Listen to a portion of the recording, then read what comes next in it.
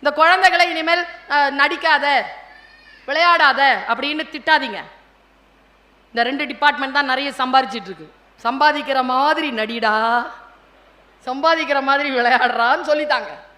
இன்னொரு விஷயம் நான் பல தடவை சொல்லிட்டேன், குழந்தைகள் கிட்ட தயவு செஞ்சு சொல்லாதீங்க, தாய்மார்களே தந்தைமார்களே சொல்லாதீர்கள், ஏய் என்னையும் என் பொண்டாட்டியும் நீ பார்த்துக்க வேணான்ப்பா, நீ மாட்டு படிச்சு நல்ல ஆளை வந்து பொழைச்சு போனா போதும்னு. அவன் அதை நம்புறாங்க.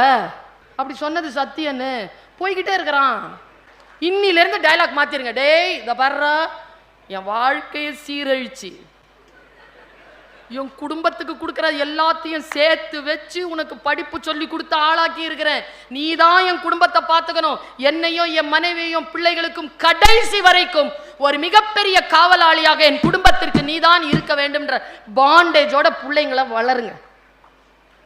நீ பாட்டுக்கு போயிடுறான்.